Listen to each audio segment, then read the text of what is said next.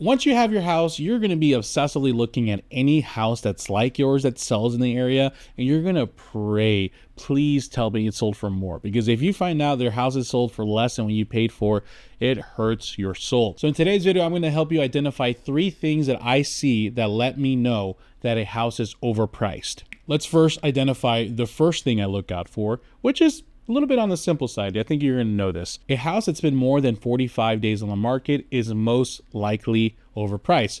Now, here's the thing. Here's the life cycle of a listing. You put your house on the market, and the first 15 to 20 days, you're like in this like love glow. Like, oh, my house is on the market. And somehow you think that your magical cash buyer unicorn is going to show up and say, this is the house of my dreams. I'm going to offer you $50,000 above list price. Now, you may not be getting any showings or maybe getting a little bit of showings, but in your head, you're going to think that magical offer is coming. So this is why it's not a good idea to lowball a new listing, because they're still in la la land, right? And maybe they do some price reductions after 30 days, but usually after 45 days, that panic really starts setting in and they realize, holy crap, something's not working out here. Let's look at this list of houses to see if we can find anything. So we're going to go to list, and because this is the MLS, I can be a little more flexible. So I don't know if you can do this anywhere else, but hey, there's nothing stopping you from pulling up a search, pulling them in an Excel sheet, putting a column for days on market and being able to sort it yourself, right?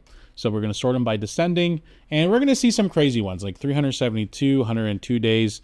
Those ones I try not to focus on too much because they're just like on the market just to take up space. They're just not, the people have probably tried to lowball them already and it's not working for them. So we're going to go here. We're going to try to find like the 45-day plus sweet spot, maybe even a little bit of the 30 days. Here we have one for 42 days on the market. Okay. So there's a few things here that I look out for. Okay. And this goes to my second point. If the house hasn't had a lot of price reductions, then it is being stubborn and it is definitely overpriced. This is the first time I see this house, so I'm not really sure what I'm looking out for, but usually history is public knowledge. So you can look this up on Zillow, Realtor.com, anywhere.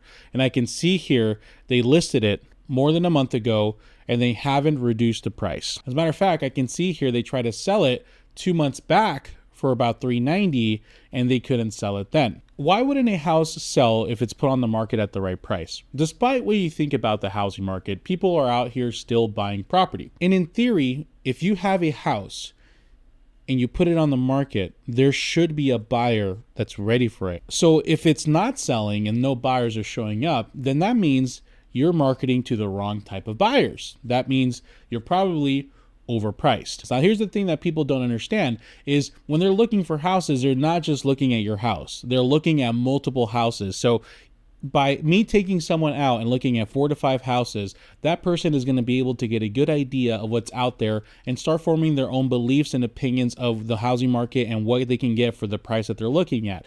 And if your house stands out immediately because it's too expensive or it doesn't have nice enough features that other houses in that price range do, then you are quite frankly overpriced. So if I'm looking at a house and it doesn't have multiple price reductions, that means that they're being stubborn. They put the house on the market here and it's not hitting the right buyer market, right? The people just aren't agreeing with the price. Now, normally a good listing will start reducing the price to eventually to get that point where you get that connection with the potential buyers. But in this case, they're staying stubborn and they're staying firm, so that house is definitely overpriced. If that house has been on the market more than 45 days, has not even reduced $1 on the price range, and you go up and you meet them and you buy it for that price, you're probably paying for an overpriced house at that point. So I can safely conclude from this house, and I'm sorry for all these listings catching strays. Let's see if I can find an example that's opposite of that. So let's go to history. Here we go.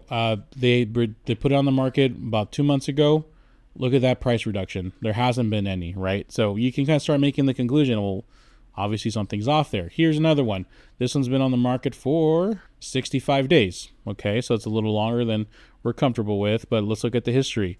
Well, they were originally listed at 440 and now they're at 410. At least there's been some big shifts here. So they're at least trying. Now, you might want to go look at this and you'll say, well, this has 60 days in the market, Javier. Of course, I'm not paying for that. Well, you just don't know that. Like maybe now at 410, they're going to attract the right kind of buyers and be able to even create, I've seen it, multiple offer situations. The final way you can see if a house is overpriced Takes a little bit of investigation, but I know that you can do it. I'll help with a lot of people, and you guys somehow turn into internet sleuths when it comes time to finding data and whatnot. Most information is public record. If not, you can have your agent look for you, which, by the way, if you're looking for a great agent, I have a wonderful agent referral program below, homeandmoney.com/Javier. Seriously, guys, like, even if you already have an agent or that you're considering, it doesn't hurt to get a plan B or just get a second option to see and have them fight for each other, okay? Homeandmoney.com/Javier is a great partner, and trust me, I tried running a referral program. They are top notch, guys, not only because they keep accountable with you, but they keep accountable with the agent to make sure that they're doing their end of the bargain. So I can't recommend them enough, guys. Please go click the link in the description, fill out your information, and get connected with a great agent. Okay, now let's go to the third one. Let's say you're looking at a house, and all right, so far, option one, yeah, Javier has 96 days on the market. Okay, yes, Javier hasn't had, well, this one had quite a few price reductions already, but still hasn't really sold since the last price reduction. What's going on here? Well, this is where you start becoming a little internet detective. If you go back in the history and you see there is a massive price increase that doesn't make sense, the house is probably overpriced. Literally just pulled up this house randomly, no previous history. Or it has multiple 96 days on the market. It has all the signs of it, like, okay, it seems like it's overpriced, hasn't really got a lot of activity since the last price reduction. Well, let me look at the tax records. They purchased it in 2000, early 2000, and for like the low hundreds thousands. So for low 100,000 to 400K in the last, 24 years, 25 years, 22 years, makes sense. So this probably isn't too overpriced. It's just a weird situation. But if you keep looking enough, you're going to start finding a weird situation. Like, for example, here's one right here. I'm not going to show you the address out of respect, but they're trying to sell this place for $435,000. They just purchased it in March 2022 for $430,000. Okay. So it's been approximately 2 years, a little bit more than 2 years.